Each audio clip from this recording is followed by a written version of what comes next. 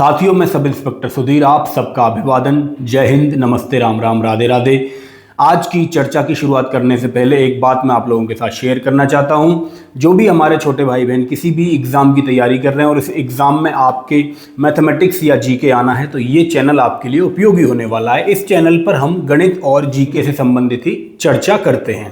साथ ही मैं आपको बता दूं कि जो भी कंटेंट मैं आप लोगों के लिए बनाता हूं वो एकदम फ्री ऑफ कॉस्ट रहता है। हर एक प्लेटफॉर्म पे, किसी भी प्लेटफॉर्म पे कोई फेक अकाउंट बनाता है, फेक चैनल बनाता है हमारे नाम से, तो उससे थोड़ा सा सजग रहें, सतर्क रहें। मैं अपने बारे में बताऊं तो 2019 से मैं यूपी पुलिस में कार्यरत हूं। इसके अलावा एसएससी के SSC CGL, CPO, MTS, GD जितने भी एग्ज़ाम होते हैं वो सारे एग्ज़ाम का अच्छा खासा अनुभव, साथ ही रेलवे, आरपीएफ, सीआईएसएफ से संबंधित भी एग्ज़ाम मैंने दिए हैं और करीब 5-6 एग्ज़ाम में मैं अब तक सफल भी रहा हूं। ये मैं इसलिए बता रहा हूं कि ताकि हमारे और आपके बीच में एक भरोसा डेवलप हो पाए। 2017 से ही मैं टीचिंग को एज ए हॉबी परस्यू कर रहा हूं। कभी ऑफलाइन कभी ऑनलाइन, दोनों ही मोड में ये कार्यक्रम चलता रहता है। और आप लोगों के साथ जुड़ने का मेरा जो स्वार्थ है वो इतना सा है कि मैं खुद को अपडेटेड रखना चाहता हूँ, अप टू डेट रखना चाहता हूँ। और मुझे लगता है कि यूथ से जुड़ने से बेहतर ऑप्शन, बेहतर विकल्प खुद को अपडेट रखने का दूसरा हो नहीं सकता। और क्योंकि अध्ययन का मुझे खुद शौक है तो इसका मैं इस्तेमाल करके आपके साथ जुड़ता हूं। और एक पॉजिटिव एनवायरनमेंट, हम लोग इन वीडियो क्लासेस के माध्यम से, कभी ऑफलाइन हम मिलेंगे तो एक पॉजिटिव थॉट्स, पॉजिटिव विचार हम एक दूसरे के साथ शेयर करते हैं। तो आप लोगों से उम्मीद है आप लोग वीडियोस को पसंद कर रहे होंगे। चैनल को सब्सक्राइब कर लें, सब लोग हाइप कर दिया करें वीडियो को। लाइक कमेंट आपका जरूर मुझे मिल जाना चाहिए। कमेंट मैं आप सबके पढ़ता हूं, निश्चित ही आप अपने कमेंट छोड़ दिया करो। आखिरी बात कि कौन कहता है कि आसमान में सुराख हो नहीं सकता, एक पत्थर तो तबीयत से उछालो यारो, और जब तक तोड़ेंगे नहीं तब तक छोड़ेंगे नहीं। इसी ध्येय वाक्य के साथ हम शुरुआत करते हैं आज की क्लास की, आज की चर्चा की। सब इंस्पेक्टर सुधीर आपका भाई आपका स्वागत करता हूं मूल विधि की क्लास में। और मैंने ही एक शेर कहा था कि शाम तक घर न लौटूं तो सारा जहां पूछती है, आज सारा दिन बिताया कहां कहां पूछती है, कितना कमा लेते हो आजकल पूछते हैं सब, खाना खाया कि नहीं खाया ये बस मां पूछती है।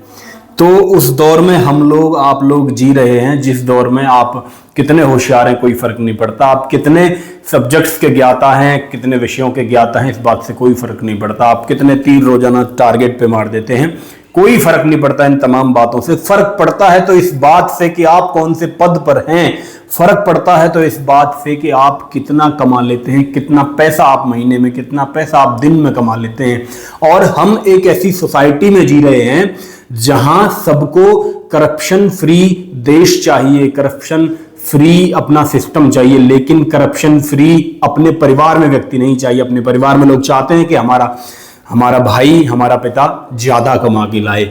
जब भी रिश्ते की भी बात यदि इस समाज में होती है तो पहली बात यही होती है, सैलरी तो ठीक है बेटा, ऊपर की कमाई कितनी है।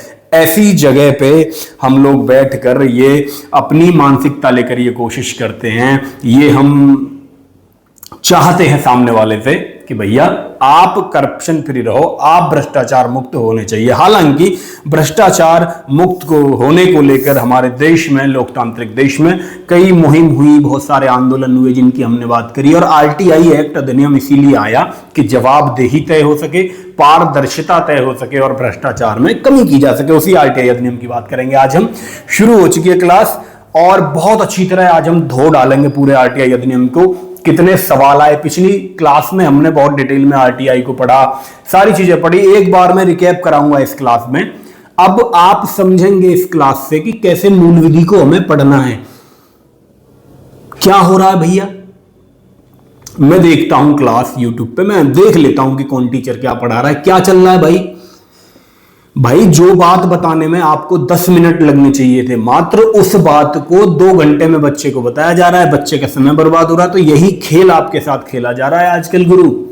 जिस बात को आप मुझे बताइए किसी अधिनियम में कितनी धाराएं हैं, कब लागू हुआ, कितने अनुच्छेद हैं, कितनी अनुसूचियां हैं, ये बात बताने के लिए मास्टर जी को क्या ऐसे लिखने की जरूरत है, अध्याय इसमें है 6, धाराएं इसमें है 31, ये सब लिखने की जरूरत है क्या आज के जमाने में, डिजिटल जमाने में? मुझे नहीं लगता ऐसी सारी चीजों की जरूरत है। अब मैं शुरू करता हूं क्लास और झट से खत्म करता हूं। आप समझेंगे कि किस तरह आपको मूल विधि को पढ़ना है, किस तरह अप्रोचेज आपको लेनी है, कैसे आपका सिलेबस समय पे खत्म होगा। शुरुआत कर लेते हैं। मैं रिकैप एक बार करा देता हूं आपको। रीकैप मैंने यहाँ लिखा, आज मैं भी वही तरीका अपनाऊंगा, मैं भी सारी चीज़ों को लिखूंगा ही भैया, यही चीज़ें आपको पसंद भी हैं। तो रिकैप में हम देखेंगे, हम आरटीआई की बात कर रहे थे, सूचना का अधिकार अधिनियम, राइट टू इंफॉर्मेशन अधिनियम 2005 का जो अधिनियम है, पारदर्शिता, जवाबदेही और भ्रष्टाचार को कम करने के लिए, पारदर्शिता जवाबदेही बढ़ाने के लिए मुख्य रूप से इसे लागू किया गया। तो 2005 जैसा कि डेट में आपको दिखाई दे रहा है, नाम सब जानते हैं, सूचना का अधिकार अधिनियम है। अब आपसे मैं पूछूं कि इसमें अध्याय कितने हैं? पिछली क्लास में डेफिनेटली हम इन सब चीजों की बात कर चुके हैं। धाराएं इसमें कितनी हैं और अनुसूचियां कितनी हैं? थोड़ा सा अच्छा राइटिंग में लिखने की कोशिश करता हूं, हालांकि मेरा राइटिंग बहुत अच्छा नहीं है। तो अध्याय की जब हमने बात करी थी भैया, 6 अध्याय हैं, इसमें 31 धाराएं हैं और 2 अनुसूचियां हैं, ये हमने पढ़ी थी, मोटी सी बात। और हमने पढ़ा था कि प्रेसिडेंट हमारे यहाँ के यानी महामहिम राष्ट्रपति डॉक्टर एपीजे अब्दुल कलाम थे जिस समय ये लागू हुआ था। ये सवाल पूछा भी गया है एग्जाम में, तो यहीं से हम शुरुआत करता हूं। थोड़ा सा रिकैप सारी चीजों को एक बार करवाने की कोशिश करूंगा। ये अधिनियम की शुरुआत हुई और ये अभी तक जितने अधिनियम पढ़े हैं उनमें पहला अधिनियम है जो लागू हुआ, तो 2 भागों में लागू हुआ, 2 पार्ट्स में लागू हुआ, जिसमें से फर्स्ट पार्ट को लागू किया गया जिस दिन ये पारित हुआ 15 जून, और दूसरे पार्ट की जब बात हुई तो उसमें लिखा गया साफ साफ, धारा 1(3) में साफ साफ ये बात लगी गई कि पहले पार्ट के लागू होने के 120वें दिन यानी कि भैया 12 अक्टूबर ये पूरी तरह लागू हो जाएगा। कुछ सेक्शन 15 जून को लागू हुए और बचे हुए सेक्शन 12 अक्टूबर को लागू कर दिए गए। उद्देश्य आप सब लोग जानते हैं, जवाबदेही, पारदर्शिता बढ़ाना और भ्रष्टाचार को कम करना मुख्य रूप से। अब कुछ ऐसी धाराओं की, ये मैं मान के चल रहा हूं कि सारी चीजें आप नोट कर लेंगे, मैं यहां इसको मिटा दे रहा हूं और मैं आगे बढ़ता हूं।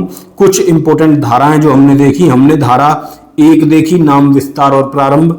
धारा हमने 2 देखी जिसमें परिभाषाओं की बात हुई और इन्हीं परिभाषाओं में हमने बात करी थी सूचना की क्या परिभाषा है, हमने बात करी थी भैया अभिलेख की क्या परिभाषा है, और हमने बात करी थी प्राधिकरण का जो अधिकारी होगा उसकी बात करी थी, अधिकारी की बात करी थी कि इसकी क्या परिभाषा है। इन सब चीजों की हमने बात करी थी। अब मैं आगे आपको ले चलता हूं और क्या क्या जरूरी बातें हमने इस अधिनियम में करी, इनकी तरफ हम रुख करेंगे। अच्छा, इस अधिनियम में केंद्रीय सूचना आयोग का गठन होता है, राज्य सूचना आयोग का गठन होता है, ये मोटी मोटी बातें आप जानते हैं। अपील की समय अवधि क्या होती है, ये मोटी बातें आप जानते हैं। अब जैसे कि जो मुख्य बातें एक बार यदि मैं रिपीट करना चाहूं तो धारा 7 में मैंने आपको बताया था कि सा से ही सात होता है और सा शब्द से ही सूचना बनता है, तो सा से सात, सा से सूचना, आप इस तरह से याद कर लेंगे। और इसमें आप पता करेंगे कि सूचना क्या मतलब, आरटीआई के लिए अनुरोध के बारे में इसमें बताया गया कि आरटीआई के लिए अनुरोध किया जाता है तो सूचना को 30 दिन में दिया जाएगा साधारण परिस्थिति में, और 48 घंटे में दिया जाएगा ऐसी परिस्थिति में जब किसी व्यक्ति के जीवन और स्वतंत्रता से संबंधित कोई मामला हो। और एक और चीज इसमें मैंने शायद आपको बताई होगी कि 10 दिन में भी सूचना दी जाएगी यदि किसी थर्ड पार्टी की यानी तीसरे व्यक्ति की, तीसरी किसी संस्था की किसी के हितों की बात उसमें हो रही हो तो 10 दिनों का भी इसमें एक प्रावधान जोड़ा जाता है। ये सारी बातें आप लिख लें भैया। मैं आगे बढ़ता हूं आपको, और धारा 7 के बाद हमने बात करी थी धारा 8 में। धारा 8 में हमने बात करी थी कि कहां कहां छूट दी गई है प्राधिकरण को, कि किन किन मामलों में सूचना नहीं दी जाएगी। उन मामलों की हमने बात करी थी जब देश की बात हो, सुरक्षा की बात हो, अखंडता की बात हो, किसी गोपनीय दस्तावेज की बात हो, किसी व्यक्ति की निजता की बात हो और सुरक्षा, ये सब 2-3 चीजें हमने बात करी थी। वैज्ञानिक मामला कोई हो, वैज्ञानिक शोध आज से रिलेटेड हो, विदेशी सरकार द्वारा प्राप्त कोई जानकारी हो जो गोपनीय हो, और व्यापार संबंधित कोई ऐसा मामला हो जिससे व्यापार में किसी व्यक्ति के या सरकार के नुकसान हो सकता है, तो ऐसे मामलों में छूट दी गई थी कि ऐसे मामलों से संबंधित कोई जानकारी है तो उसे देने की बाध्यता नहीं है। इसके बाद हमने जो इम्पोर्टेंट बात पढ़ी थी इसमें पढ़ी थी धारा 12। धारा 12 में हमने पढ़ा था केंद्रीय सूचना आयोग का गठन, CIC सेंट्रल इंफॉर्मेशन कमीशन, केंद्रीय सूचना आयोग हमने पढ़ा 12 में। इसके बाद हमने धारा 13 पढ़ी थी। 13 में मैंने आपको बताया था इनकी पदावधि क्या होगी और कार्यकाल क्या होगा, ये बात करी थी धारा 13 में। पिछली क्लास का रिवीजन एक तरह से मैं आपका करवा रहा हूँ। पदावधि में हमने ये देखा था, खैर पहले 12 में थोड़ा सा मैं आपको बताता हूँ, 13 की तरफ जब चलेंगे। इसमें मैंने बताया था कि जो आयोग होगा इसमें तो 1 होंगे मुख्य सूचना आयुक्त, और बाकी अधिकतम 10 लोग हो सकते हैं इसमें सूचना आयुक्त के रूप में। सूचना आयुक्त के रूप में अधिकतम 10 की बात हुई है, यानी कि 10 से कम जितनी जरूरत हो उतने रहेंगे। अच्छा, इनकी नियुक्ति कौन करेगा? तो इनकी नियुक्ति करेंगे भैया राष्ट्रपति महोदय। और राष्ट्रपति महोदय यदि नियुक्ति करते हैं तो एक समिति बनाई जाएगी और वह समिति सिफारिश करेगी, वह अपनी सिफारिश सौंपेगी।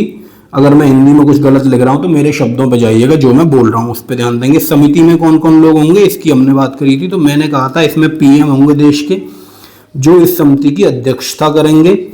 और मैंने बताया था कि विपक्ष के नेता होंगे दूसरे नंबर पे, और तीसरे नंबर पे कोई मंत्री होंगे कैबिनेट के, जिन्हें पीएम नामित करेंगे कि इस मंत्री को भी रखा जाएगा। इस तरह से 3 लोगों की समिति होगी, और ये 3 लोगों की समिति डिसाइड करेगी कि भैया किन किन लोगों को सिफारिश के रूप में भेजेंगे राष्ट्रपति महोदय के पास, और राष्ट्रपति महोदय उनकी नियुक्ति कर देंगे। अच्छा, नियुक्ति यदि राष्ट्रपति महोदय कर रहे हैं तो हटाएगा कौन? तो हटाने की भी जो शक्ति है वो भी हमारे राष्ट्रपति महोदय जी के ही पास है। ये धारा 14 में है। धारा 12 की बात हो गई। धारा 13 की बात करती है। धारा 13 इनकी पदावधि यानी कार्यकाल की अवधि क्या होगी और इनकी सेवा की शर्तें क्या होंगी, कैसे ये काम करेंगे, किन शर्तों पे। तो पदावधि हमने बात करी थी, पहले जो मूल कानून था उसमें 5 वर्ष के कार्यकाल की बात हो रही थी, और 65 वर्ष यदि आयु पूरी हो जाएगी तो उन्हें हटा दिया जाएगा, यानी वो योग्य नहीं रहेंगे। तो लेकिन 2019 का संशोधन की बात करी थी, 2 संशोधन इसमें हुए हैं अब तक, 2013 में और 2019 में।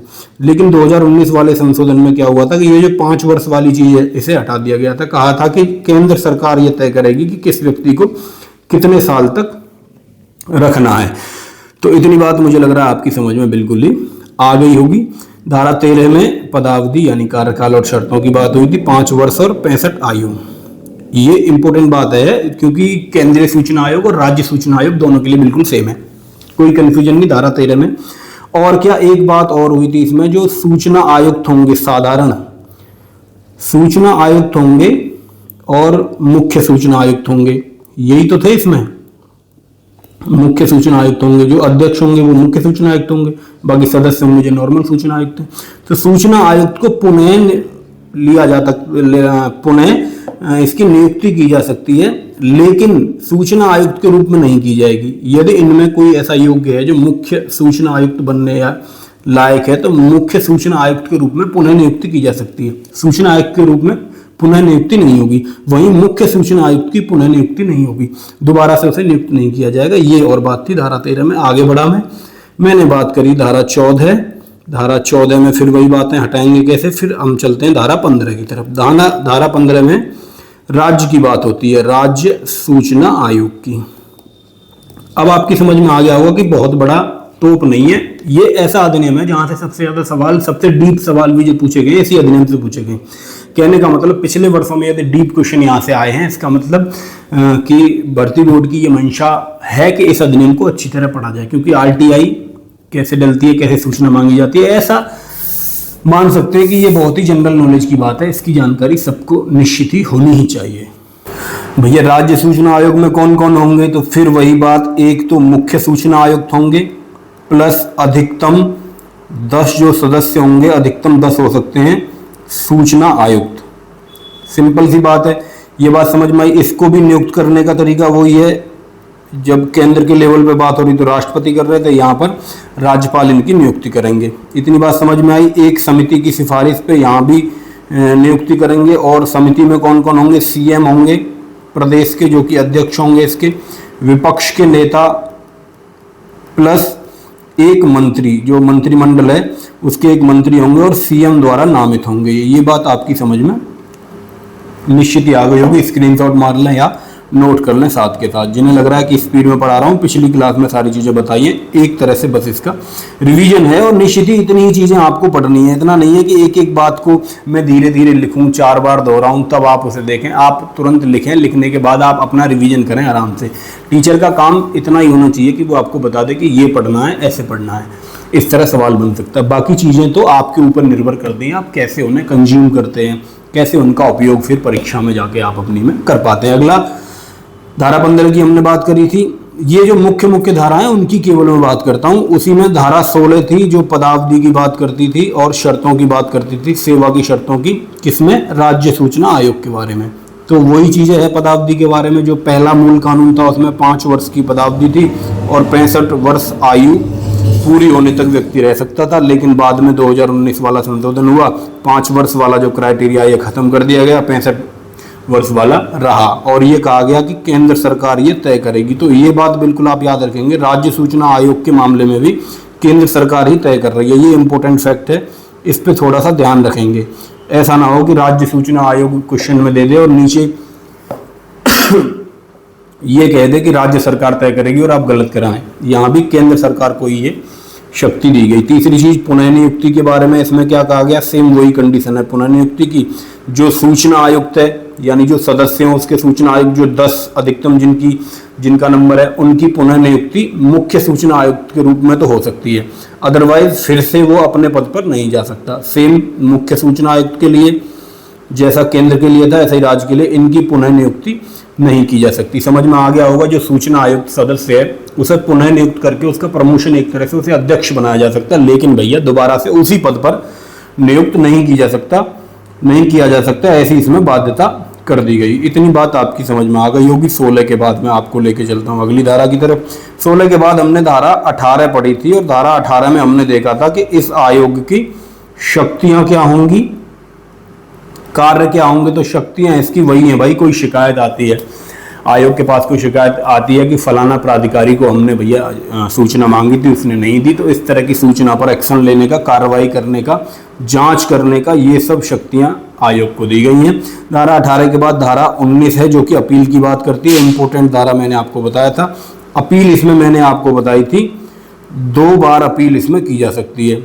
फर्स्ट टाइम कितने दिन में होगी भाई, आप सबको पता है, आरटीआई का जवाब मिलने का, जो राइट टू इन्फॉर्मेशन आरटीआई ये दायर होती है। अच्छा, एक चीज और मैं आपको बताना चाहूंगा, इसमें आरटीआई का कोई प्रारूप नहीं होता। जैसे क्या कहना चाह रहा हूं मैं, जैसे आरटीआई है, किसी को दायर करनी है किसी व्यक्ति को, तो इसका कोई प्रारूप नहीं है कि आप इस तरह के प्रारूप में भर के भेजेंगे। कोई भी साधारण एप्लीकेशन, किसी भी प्रकार का सादे कागज पे एप्लीकेशन लिख के भी दिया जाएगा कि इस तरह की सूचना हमें चाहिए, तो वो दी जाएगी। ये धारा 6 में ये बात कही गई थी प्रारूप की, ये भी आप याद रख लेंगे, ये भी पूछा जा सकता है आपसे सवाल।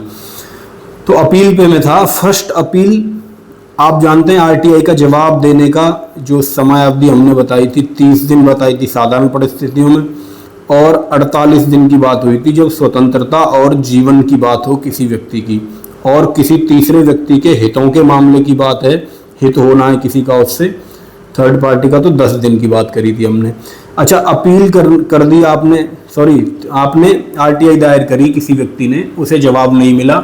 जवाब नहीं मिलने का मतलब ये माना जाएगा कि अस्वीकृति उधर से हो गई है, उस प्राधिकरण की तरफ से अस्वीकृति दे दी गई है उस जो आपने सवाल पूछा है, जो आपने जानकारी मांगी है उसके बारे में।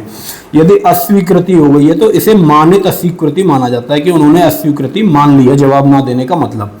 तो ऐसी अस्वीकृति के केस में पहली जो अपील होगी वो 30 दिन में की जा सकती है उससे उच्च स्तर के अधिकारी को, और सेकंड जो अपील होगी वो मुख्य सूचना आयुक्त को की जाएगी, और इसका जो समय अवधि दी गई वो दी गई कि भैया 90 दिन के अंदर आप, जिस दिन वो निर्णय आया यानी जिस दिन टाइम ओवर हो गया उस दिन, उस तिथि से 90 दिन के बाद 90 दिन तक दूसरी अपील की जा सकती है। आप नॉर्मल चीजें याद रखेंगे, पहली अपील 30 दिन, दूसरी अपील 90 दिन, ये आपके काम का डेटा है। ये बात हुई। अच्छा, कोई व्यक्ति ये कहेगा कि दूसरी अपील से भी कोई व्यक्ति संतुष्ट नहीं है, फिर भी वह असंतुष्ट है, अनसेटिस्फाइड है, तो फिर क्या करे। तो उस केस में आपने संविधान सबने पढ़ा है, संविधान का अनुच्छेद 32 जो कि सीधे सुप्रीम कोर्ट जाने की बात करता है, और संविधान का अनुच्छेद 226 जो हाई कोर्ट जाने की बात करता है मूल अधिकारों के मामले में, मूल अधिकारों के हनन के मामले में। इसमें हमने 5 तरह की रिट भी पढ़ी थी, 5 तरह की इसमें रिट होती है। ये तो इसके तहत जा सकता है व्यक्ति अपने, क्योंकि सूचना का अधिकार जो है गुरुजी वो मौलिक अधिकार एक तरह से माना गया है, सूचना आपको नहीं दी गई यानी कि मौलिक अधिकार का हनन हुआ। मौलिक अधिकार का हनन हुआ तो आदमी कहाँ जाएगा, अनुच्छेद 32 के तहत सुप्रीम कोर्ट में याचिका दायर करेगा, या फिर अनुच्छेद 226 के तहत हमारे अपने उच्च न्यायालय में वो याचिका दायर कर सकता है। इतनी बात मैं मान के चल रहा हूं कि आपकी समझ में निश्चित ही आ गई होगी। अब आरटीआई के बारे में हमने एक चीज और पढ़ी थी कल की क्लास में कि कौन कौन से मामले थे, कौन कौन से केस थे, ये प्रमुख वाद हमने पढ़े थे। इसके बाद हमने जो उजागर भ्रष्टाचार हैं, मुख्य मामले जो बहुत ज्यादा मीडिया में रहे, ऐसे कौन से मामले हैं जो आरटीआई की वजह से उजागर हुए। देखो, जानकारी होगी तभी उस जानकारी का प्रयोग किया जाएगा, तभी व्यक्ति जागरूक कहलाएगा। जानकारी नहीं है तो जागरूक नहीं है। तो 2G स्पेक्ट्रम घोटाला बहुत ज्यादा इसका नाम सुना हमने, ये आरटीआई से उजागर हुआ। वहीं पर कोयला आवंटन घोटाले की बात बहुत चली थी मीडिया में, ये आरटीआई से उजागर हुआ। आरटीआई से कैसे उजागर होता है, आरटीआई से, सॉरी मैं गलत शब्द बोल रहा हूं, तो आरटीआई से कैसे उजागर होता है। हम सूचना मांगते हैं कि भाई फलानी जगह फलाने काम में कितने पैसे खर्च हुए। अब एक जवाब मिला कि इतने पैसे खर्च हुए। अब उसे देखा गया क्या इतने पैसे खर्च हुए हैं, पता चल रहा कि 10% ही पैसे खर्च हुए हैं। तो उस पर जांच के कुछ ऐसे उपाय वो व्यक्ति करता है, आरटीआई डालने वाली कोई संस्था या न्यायालय भी कभी कभी अधिवक्ता गण, वकील कभी कभी आरटीआई के माध्यम से जवाब मांगते हैं कि फलाने काम में कोई जो भी जानकारी उन्हें चाहिए संबंधित मामले से, वो जानकारी मांगते हैं। उस जानकारी का उपयोग करके वो सबूत के रूप में इस्तेमाल होती है फिर जानकारी, और उसी सबूत का इस्तेमाल करके तमाम घोटाले उजागर होते हैं, तमाम लोगों पर फिर कार्रवाई होती है। तो कोयला घोटाला जिसमें एक इंपॉर्टेंट घोटाला हमने बताया, और भी 2G स्पेक्ट्रम हुआ, कोयला आवंटन हुआ, और कॉमनवेल्थ गेम के बारे में आपने बहुत सुना होगा। कॉमनवेल्थ जब हुए थे हमारे यहाँ, तो कॉमनवेल्थ गेम्स में भी एक घोटाला सामने आया था, वह घोटाला भी आरटीआई से ही उजागर हुआ था। तो ये बहुत जरूरी बातें थी इसमें आरटीआई अधिनियम में। और 2 अनुसूचियों की बात करी थी हमने, 2 इसमें अनुसूचियां हैं। मुझे लगता है कि इतनी स्पीड से आपको पढ़ाया जाना चाहिए, मूल विधि इतनी स्पीड से आपको पढ़ाया भी जाना चाहिए। भाई आप किताब से पढ़ेंगे, आप क्वेश्चंस की प्रैक्टिस करेंगे, आप 4 रिवीजन मारेंगे तभी आपको चीजें याद होंगी। ऐसा थोड़ी है कि मैं स्लो पढ़ाऊंगा तो चीजें आपको याद हो जाएंगी। तो 2 अनुसूचियों की बात की। पहली अनुसूची में एक प्रारूप की बात करी थी हमने, और सेकंड अनुसूची में उस लिस्ट की बात करी गई थी जिस लिस्ट में, अनुसूची का मतलब ही वैसे तो एक तरह से लिस्ट ही होता है, उन लोगों की बात करी गई थी। कुछ संगठन हैं, सूचना और सुरक्षा से संबंधित कुछ संगठन हैं जो आरटीआई के दायरे से बाहर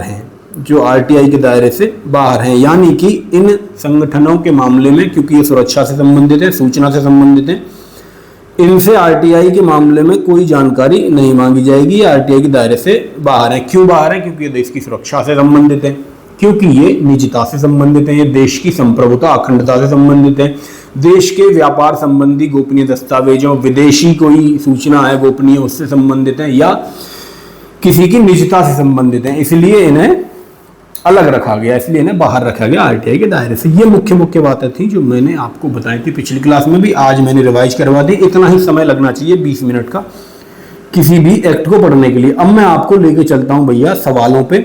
मैं खोलता हूं वो पीडीएफ जो किताब से सीधी उठाई गई है। इस पीडीएफ की बात करेंगे हम अब, और देखेंगे भाई वस्तुनिष्ठ प्रश्नों। आप इधर लग जाओ, इस तरह लग जाओगे क्या? देखो भाई, हमें थोड़ा सा ऐसे देखना पड़ेगा, और मैं थोड़ा सा ऐसे जूम करने की कोशिश करूं तो इस तरह से आपको ये सवाल दिखेगा।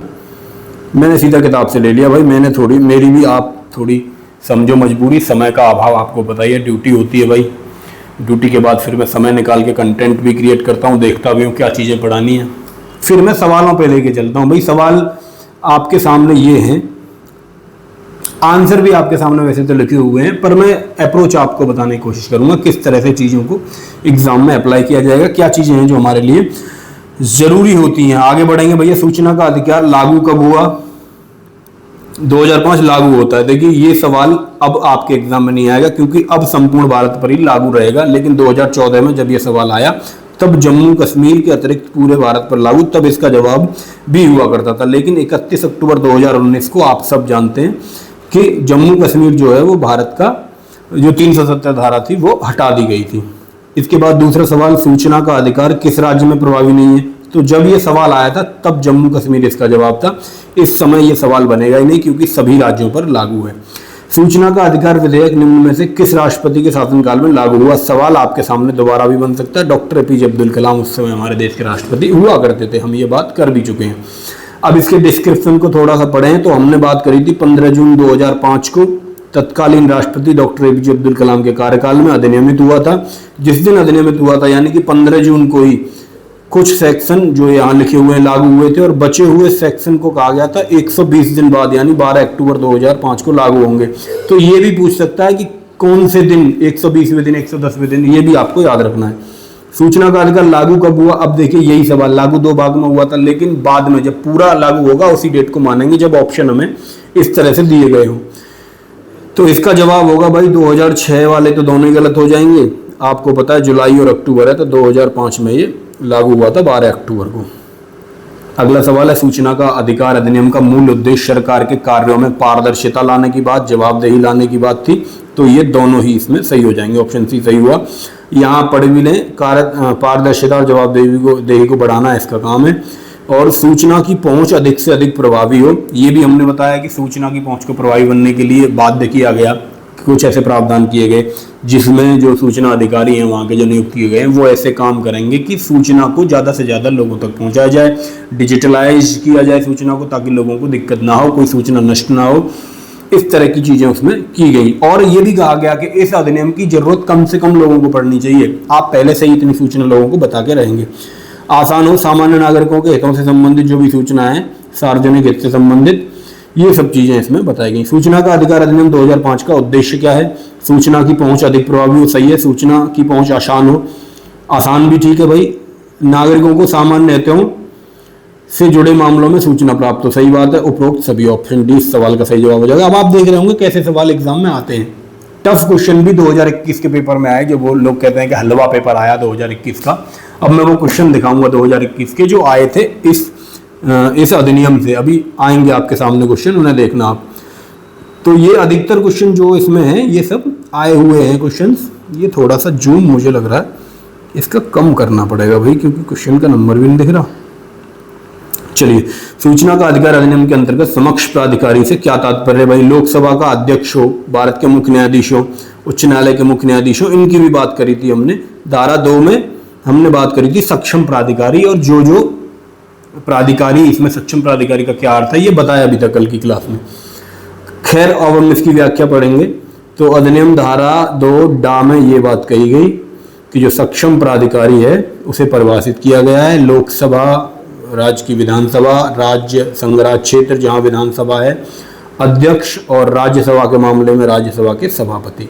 ये बात कही गई थी भारत के मुख्य न्यायाधीश न्यायालयों के मामले में, और उच्च न्यायालयों के न्यायाधीश, और संविधान के अनुच्छेद 239 के अधीन नियुक्त जितने भी प्रशासक हैं वो सब, निर्वाचन आयोग इत्यादि इत्यादि में जो प्रशासक हैं, जो उनके मुख्य अध्यक्ष हैं, एक तरह से जो अध्यक्ष हैं, वो इसमें बताया गया। अगला सवाल, निम्नलिखित में से कौन सा सूचना का अधिकार अधिनियम 2005 के तहत सूचना की परिभाषा के अंतर्गत नहीं आता? आप इसमें देखें अब भाई, सूचना की परिभाषा के अंतर्गत नहीं आता। सूचना और अभिलेख की परिभाषा धारा 2 में हमने बात करी थी, धारा 2 जा में शायद हमने इनकी बात करी थी सूचना की। तो फाइल और टिप्पणी, परिपत्र, किसी भी इलेक्ट्रॉनिक रूप में रखी गई डाटा सामग्री या लॉग पुस्तिका, इन सब की बात हुई थी। हमने 2 चीजें पढ़ी थी, सूचना और अभिलेख। ये आप पढ़ लेंगे अच्छी तरह कल की क्लास में। सूचना क्या है और अभिलेख क्या है, इसमें मोटा सा अंतर है, बहुत ज़्यादा अंतर नहीं है, माइनर सा अंतर है।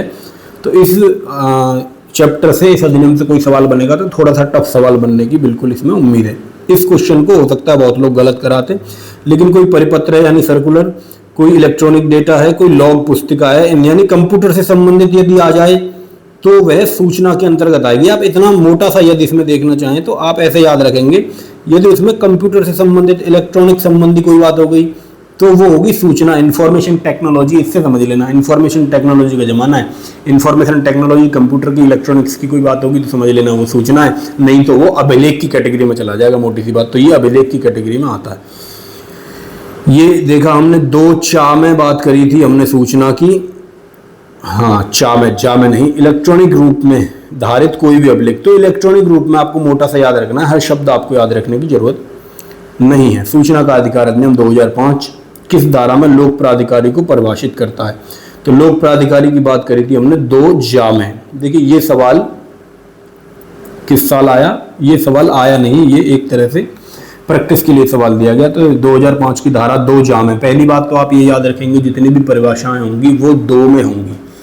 ऑप्शन जब टफ बनाएगा तो 2 में ही ABCD करके दे देगा, ऑप्शन इजी रखेगा तो फिर 2 3 4 इस तरह से 1 2 3 4 ऑप्शन देगा, एक में तो हो ही नहीं सकती। तो अधिकतर जो चांस होंगे वो धारा 2 के होंगे, लेकिन परिभाषाओं के मामले में ज़्यादातर वो यही करेगा कि धारा 2 के अंदर ABCD देगा, अगर उसे थोड़ी सी भी गहराई से चेक करनी होगी आपकी नॉलेज। क्या है भैया धारा 2 जहाँ में लोक प्राधिकारी किसे बताया गया था? संविधान द्वारा या उसके अधीन। संविधान द्वारा कहने का मतलब ये है लोक प्राधिकारी वही होगा जो किसी कानून के द्वारा बनाया गया होगा, जैसे संविधान द्वारा या उसके अधीन संसद द्वारा बनाई गई किसी विधि द्वारा। देखो संविधान एक तो हो गया संविधान द्वारा किसी को बनाया गया, जैसे राष्ट्रपति, प्रधानमंत्री, या फिर उनके बाद आता है मंत्रिमंडल। संविधान के द्वारा मंत्रिमंडल बनता है, मंत्रिमंडल यानी संसद में कोई कानून बना, उन्होंने किसी को बनाया अधिकारी, या फिर केंद्र की बात छोड़ दो राज्य पे आ जाओ, राज्य के विधानमंडल ने कोई कानून बनाया तब कोई अधिकारी बनाया, ये बात हो गई। और या फिर समुचित सरकार, ये उससे भी नीचे, यानी जितने भी 1 2 3 4 स्तर हैं गवर्नमेंट के कानून बनाने के, वहां से कोई अधिनियम बना, कोई नियम बना, उसके अंतर्गत कोई भी प्राधिकरण, निकाय, स्वायत्त या सरकारी संस्था से है, जिसके अंतर्गत ऐसा निकाय है जो समुचित सरकार द्वारा प्रत्यक्ष या अप्रत्यक्ष रूप से उपलब्ध कराई गई निधियों द्वारा वित्त पोषित है, ये सब शामिल होंगे किसमें भैया? लोक प्राधिकारियों में। आगे बढ़े, लोक प्राधिकारी से क्या तात्पर्य है ये हम देख ही चुके हैं। तो संविधान द्वारा ये सब चारों ही इसमें सही हो जाएंगे, तो डी इसका उत्तर हो जाएगा। अगला सवाल, सूचना का अधिकार अधिनियम के अंतर्गत अभिलेख में किसको शामिल किया गया? अब समझे आप, अभिलेख में देखिए कंप्यूटर वाली हमने बात करी थी, अभिलेख के अंदर ये सारी ही चीजें इसमें आ जाएंगी, सूचना और अभिलेख। इसमें आप बिल्कुल कंफ्यूज नहीं होंगे। 4 ऑप्शन यानी ऑप्शन डी इसका सवाल का जवाब। धारा 2 झा में बताई गई अभिलेख की परिभाषा। अभिलेख की परिभाषा हमने कल की क्लास में डिटेल में पढ़ी हुई थी। कोई दस्तावेज, पांडुलिपि या फाइल, कोई माइक्रोफिल्म, माइक्रोफिश और प्रति कोई भी उसकी मूल दस्तावेज की कोई कॉपी यदि बनाई गई है तो वो भी एक तरह से अभिलेख माना जाएगा। ये सारी चीज़ें किसी कंप्यूटर से कोई उत्पादन किया गया किसी सामग्री का, किसी डॉक्यूमेंट का, तो वो भी आ जाएगा। जैसे लॉग बुक होती है, ये सारी चीज़ें आप मुझे लग रहा है जानते ही होंगे। लॉग बुक के आधार पर ही पिछली साल जो भर्ती हुई थी 2021 वाली भर्ती में लॉग बुक सबकी निकाली गई थी कि किसने कितने टाइम में एग्ज़ाम को सॉल्व किया। उसके आधार पर बहुत लोगों को लखनऊ बुलाया गया, उनके इंटरव्यू हुए, तमाम लोगों को पकड़ा भी गया था। इसी के आधार पर तमाम भ्रष्टाचार में लिप्त लोगों को पकड़ा गया था, जेल भेजा गया था। 12वां क्वेश्चन, सूचना का अधिकार अधिनियम 2005 के तहत सूचना के अधिकार में निम्न में से कौन सा शामिल है? देखो, दस्तावेजों और रिकॉर्डों का निरीक्षण करना, हाँ जी कर सकते हैं। सामग्री के प्रमाणित नमूनों को लेने का अधिकार लिया जा सकता है। प्रिंट आउट, डिस्क, ये सारी चीजें सूचना के तहत ली जा सकती है। तो ऑप्शन PQR यानी कि तीनों ऑप्शन डी में दे रखे, तो डी इसका सही जवाब होगा। ये इसका डिस्क्रिप्शन जो हमने पहले अभी पढ़ा था वही सारी चीजें। सूचना का अधिकार अधिनियम के उपबंधों के अधीन रहते हुए इनमें से किसे सूचना का अधिकार होगा? सूचना का अधिकार किससे होगा? आप जानते हैं पीड़ित व्यक्ति, सरकारी कर्मचारी, गैर सरकारी कर्मचारी, ये सब आ जाते हैं नागरिक में। तो ये बात हुई थी कि जो नागरिक होगा उसे सूचना का अधिकार होगा, किसी विदेशी को ये सूचना का अधिकार नहीं हो सकता। जो किसी और देश का नागरिक है वो सूचना का अधिकार उसे नहीं मिलेगा, अपने देश का नागरिक होना चाहिए। खैर, धारा 3 में ये बात थी, ये आप थोड़ा सा याद रखेंगे। धारा 3 में ये बात है कि ये बात कही गई थी कि सभी नागरिकों को सूचना का अधिकार होगा। नागरिक शब्द बड़ा इंपॉर्टेंट, नागरिकों को यानी जो हमारे देश के नागरिक है, नागरिकता जिनके पास है उन्हें सूचना का अधिकार होगा। नागरिकता संविधान के किस भाग में नागरिकता के बारे में बताया गया है, किस अनुच्छेद से कौन से अनुच्छेद तक, ये आप मुझे कमेंट में बता देंगे। और एक बात मैं जो आपको बताना चाहता हूँ, कहना चाहता हूँ, वो ये है कि भाई वीडियो को हाइप कर दिया करो। आपने वीडियो देखा, जो वीडियो चल रहा है आपके सामने, अभी जाओ और हाइप करो, वीडियो को नीचे जाकर हाइप करो और लाइक करना। ये कहने की बात मुझे नहीं लगता कि भैया ये सब बात अभी कहने की, आपको इतना तो सोचना चाहिए, खुद ही कर देना चाहिए। इतना अच्छा कंटेंट, मैं इतनी मेहनत कर रहा हूँ आपके लिए, तो आपका भी कुछ तो यार कर्तव्य बनता ही होगा। क्योंकि यदि आप इतना भी नहीं करेंगे तो फिर ये कर्ज चढ़ जाएगा गुरु का आपकी तरफ, फिर गुरु दक्षिणा में अंगूठा मांगा जाएगा तुमसे और अंगूठा दे नहीं पाओगे एक लफ्ज़ तुम। तो लाइक कर दिया करो, शेयर कर दिया करो बच्चों को कि भाई ये ऐसा कंटेंट है, रिवीजन के लिए झट से रिवीजन भी हो जाएगा, सारी चीज़ें कवर भी हो जाएंगी और क्वेश्चन की भी प्रैक्टिस हो जाएगी। मुझे लग रहा है इतना पढ़ने के बाद आपको बहुत ज़्यादा तकलीफ नहीं होगी समझने में कानून को। आगे बढ़ेंगे गुरुजी, पूज्य गुरुजी आगे बढ़ेंगे हम। धारा ये 14वां क्वेश्चन, सूचना का अधिकार अधिनियम के प्रावधानों के तहत भारत का कोई भी नागरिक से किससे जानकारी प्राप्त करेगा भाई? जानकारी का अनुरोध किससे करेगा? राष्ट्रपति जी से करेगा, अदालत से करेगा, संबंधित विभाग के मंत्रियों से करेगा? नहीं, लोक प्राधिकरण की बात हुई थी कि लोक प्राधिकरण बनाए जाएंगे, उनसे सूचना प्राप्त करेगा। क्वेश्चन नंबर 15, सूचना का अधिकार यानी कि आरटीआई राइट टू इंफॉर्मेशन अधिनियम 2005 के तहत लोक प्राधिकारियों के दायित्वों को किस धारा में बताया गया है? तो इसकी बात भैया कर चुके थे हम, धारा 4 में बताया गया है दायित्वों को। तो देखा आपने, धारा 4 का एक ही ऑप्शन था, ये जवाब हो जाता है इस सवाल का। 2005 के तहत धारा 4 में वर्णित किया गया था इनके दायित्व क्या हैं, कर्तव्य क्या हैं। 16, सूचना का अधिकार अधिनियम के अंतर्गत कोई भी व्यक्ति सूचना प्राप्त कर सकता है हिंदी में, अंग्रेजी में, राजभाषा में। तो ये सवाल मुझे नहीं लगता है, ऐसे सवाल को भी करने के लिए आपको बहुत ज़्यादा दिमाग लगाने की जरूरत है। बेसिक नॉलेज आपको है तो कर देंगे आप ऐसा सवाल। सूचना का अधिकार यानी राइट टू इन्फॉर्मेशन अधिनियम के अंतर्गत सूचना प्राप्त करने की प्रक्रिया के संदर्भ में इनमें से कौन सा वक्तव्य सही है और गलत है? इसमें बड़ा आपको सजग रहना है क्वेश्चन को पढ़ते वक्त। कभी कभी क्या है कि सही है हमने पढ़ लिया और लिखा था असल में कौन सा गलत है, तो यहाँ पर भी क्वेश्चन के गलत होने के चांस रहते हैं। यही होता है प्रैक्टिस से, जब आप मॉक की प्रैक्टिस करते हैं, सवालों की प्रैक्टिस करते हैं, जब खुद एनालिसिस करते हैं, तब आपको पता चलता है कि यार यहाँ तो नहीं पूछा था ऑप्शन में और मैंने ऑप्शन सारे पढ़े नहीं ठीक तरह और गलत जवाब लगा दिया। तो ऐसी गलतियों से बचना है एग्जाम में। 17वां सवाल कह रहा है कि कौन सा वक्तव्य सही है आरटीआई के अनुसार? सूचना प्राप्त करने के लिए आवेदन का कोई निर्धारित प्रारूप नहीं है, ये हम बात कर चुके थे। सादे कागज पर सूचना को बिल्कुल लिखा जा सकता है, धारा 6 में ये बात हुई थी। धारा 6 में ये बात हुई थी कि हाँ भैया सूचना प्राप्त करने के लिए कोई विशेष प्रारूप नहीं होगा, एक सादे कागज पर लिखेगा और सूचना देनी पड़ेगी। सूचना के पीछे क्या कारण है? सूचना प्रार्थी को यह बताने की आवश्यकता नहीं है, बिल्कुल नहीं है ये बताने की आवश्यकता कि भाई किस कारण से मैं सूचना मांग रहा हूँ। केवल वो सूचना मांगेगा और सामने वाला प्राधिकरण देने के लिए उसे बाध्य होगा। ये देखें, इसकी व्याख्या पढ़ेंगे तो आप जानेंगे। तो ये ए और बी दोनों सही है इस केस में। अधिनियम की धारा 6(1) के अंतर्गत आवेदन का कोई निर्धारित प्रारूप नहीं होगा, सादे कागज पर किया जा सकता है। ये इंपॉर्टेंट बात है, ये आप बिल्कुल याद रखना, ये आएगी आपके पेपर में। धारा 6(2) के अनुसार सूचना पाने के पीछे का कारण नहीं बताना है, ये भी इंपॉर्टेंट बात है। धारा 6(2) में सूचना बताने का, ये क्योंकि पिछले साल नहीं आया, अभी तक नहीं आया ये एग्जाम में, बहुत चीज़ें आ चुकी हैं जो दोबारा रिपीट नहीं होंगी, तो ये जो चीज़ें बची हुई हैं उनके आने के चांस हैं, ये ध्यान रखें। सूचना का अधिकार अधिनियम के अंतर्गत सूचना मांगने पर कितने समय में सूचना उपलब्ध कराना आवश्यक है? देखिए ऑप्शन के हिसाब से आप देखेंगे, और 30 दिन में आवश्यक है सूचना प्राप्त कराना।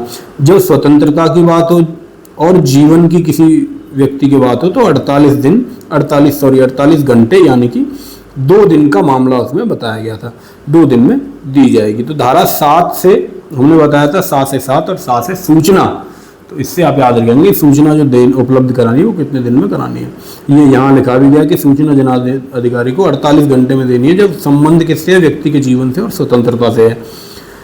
आरटीआई का जवाब देना होगा भैया 48 घंटे में, जब स्वतंत्रता और जीवन की बात होगी। खैर 19वां सवाल, यदि अगर देखो, अगर ही पढ़ना है आपको पेपर में, अगर को यदि नहीं पढ़ना, आप कुछ भी अपनी तरफ से नहीं पढ़ेंगे, जो लिखा है वही पढ़ेंगे, जो पूछा है वही जवाब देंगे।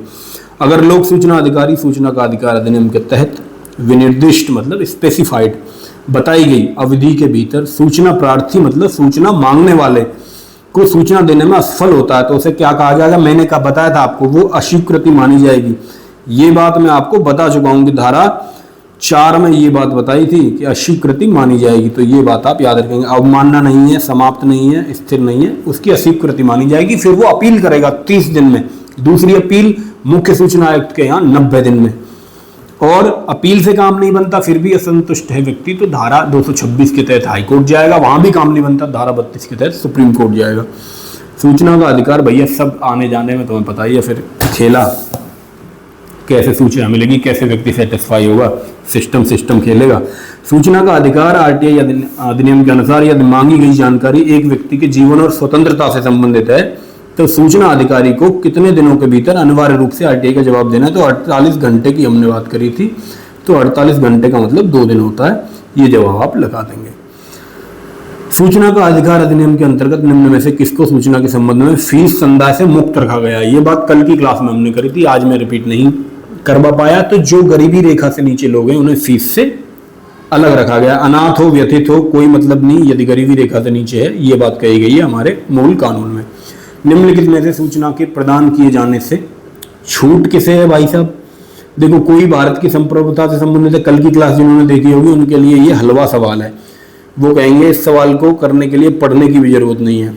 तो देखो, प्रतिकूल प्रभाव पड़ रहा है राज्य की सुरक्षा में, प्रतिकूल मतलब नेगेटिव प्रभाव पड़ रहा है, तो ये बात भी सही है, इसमें भी छूट मिलेगी। संप्रभुता से संबंधित है, छूट मिलेगी। किसी रणनीति, वैज्ञानिक काम या आर्थिक इससे संबंधित है तो इसमें भी छूट मिलेगी। तो सभी ऑप्शन डी सवाल का सही है। और छूट की बात कौन सी धारा में हुई थी गुरु जी? पूज्य गुरु जी, धारा 8 में हुई थी। ठीक है, इसको चाहें तो एक बार आप पढ़ लेंगे, वीडियो को पॉज करके इसको पूरा पढ़ लेंगे। हालांकि हम पढ़ चुके हैं कल की क्लास में सारी चीजें। कौन सी जानकारी को आरटीआई अधिनियम के तहत साझा नहीं किया जा सकता? फिर वही सवाल, देखिए वही बात बार बार आई। आप देखें ऐसे सवाल आते हैं, सीधे आपसे धारा नहीं पूछ रहा, आपसे बेसिक अंडरस्टैंडिंग पूछ रहा है। वो एग्जाम में आपकी अंडरस्टैंडिंग देखना चाह रहा है। यदि किसी बच्चे ने दिमाग खुला करके अधिनियम को केवल एक बार पढ़ा भी है, नॉर्मल सी रीडिंग मारी है, तब भी वो, मैं कह रहा हूँ कि 7 से 8 सवाल जो आने हैं उसमें से 6 से 7 सवालों को लगाने में वो बिल्कुल उस कंडीशन में रहेगा। 1-2 सवाल जो टफ होगा, बिल्कुल फैक्ट बेस होगा, उसमें वो हो सकता है कहीं फंसे भी, लेकिन काम चल जाएगा। खैर, क्या सवाल था भाई? बौद्धिक संपदा से संबंधित कोई जानकारी है? हाँ जी, बिल्कुल, इसमें छूट मिली थी धारा 8 में। विदेशी सरकारों से प्राप्त सूचनाओं में छूट मिली थी, दोनों में छूट मिली, तो ए और बी दोनों सही है। सी इसका सही जवाब। सूचना का अधिकार आरटीआई अधिनियम के अनुसार ये तीसरे पक्ष के हित शामिल है। मैंने ये बात आपको बताई थी, कितने दिनों के अनिवार्य दिनों के भीतर जन सूचना अधिकारी को आरटीआई का जवाब देना चाहिए।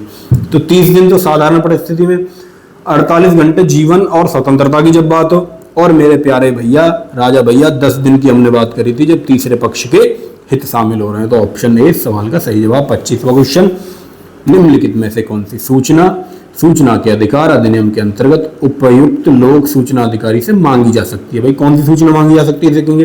किसी कॉलेज, पाठ्यक्रम, विश्वविद्यालय अनुदान आयोग द्वारा अनुमोदित है या नहीं?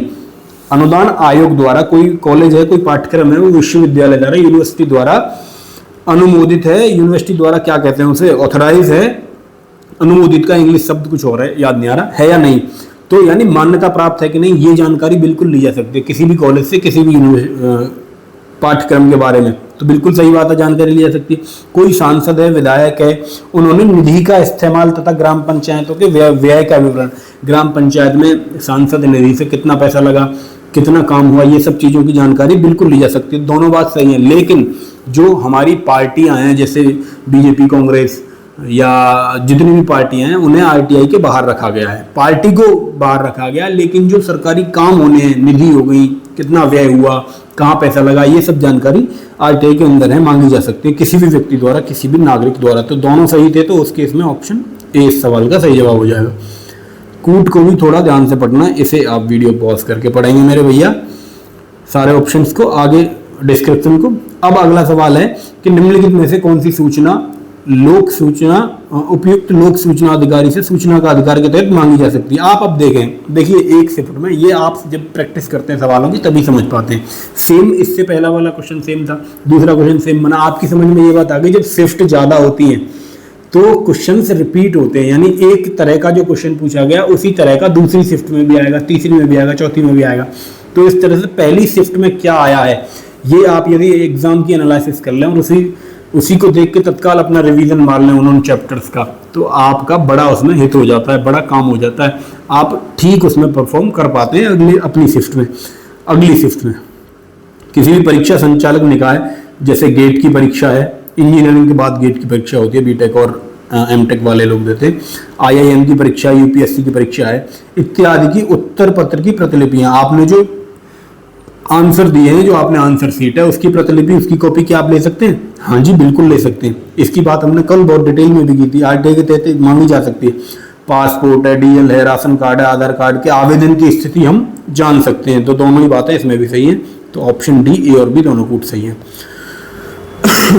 सूचना का अधिकार अधिनियम की किस धारा के अंतर्गत केंद्रीय सूचना आयोग की बात धारा 12 में हुई थी और राज्य सूचना आयोग की बात धारा 15 में हुई थी। मुझे लग रहा है इसमें कोई दिक्कत होनी नहीं चाहिए।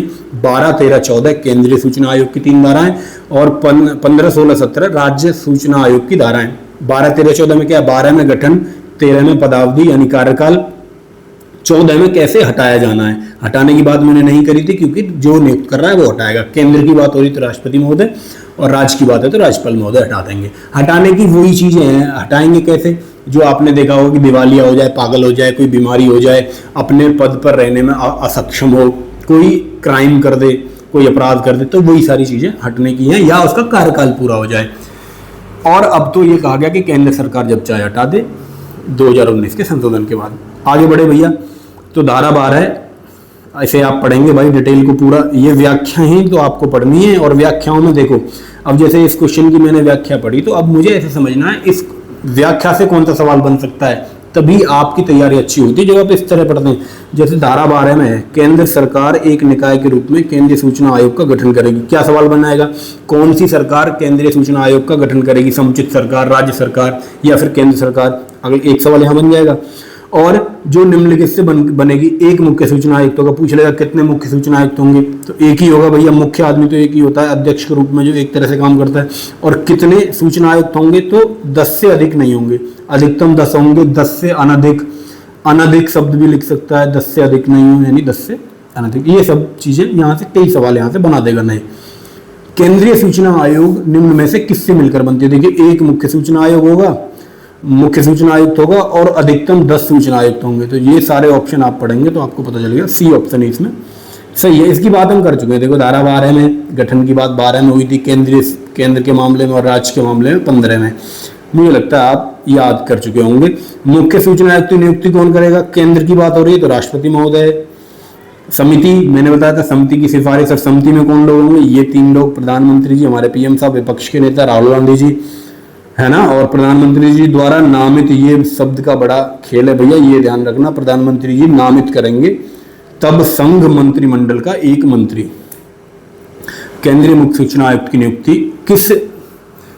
भाई 46 मिनट हो गए, जल्दी जल्दी हमें चलना पड़ेगा तभी क्वेश्चन तो हो पाएंगे 1 घंटे के अंदर, क्योंकि 1 घंटे का टारगेट लेके चलते हम तो 1 घंटे में अधिनियम का सफाया हो जाना चाहिए। बाकी फिर आपकी मेहनत, आप पढ़ें, दम लगाएं अपनी तरफ से पूरा, कितना अच्छी तरह और पढ़ सकते हैं।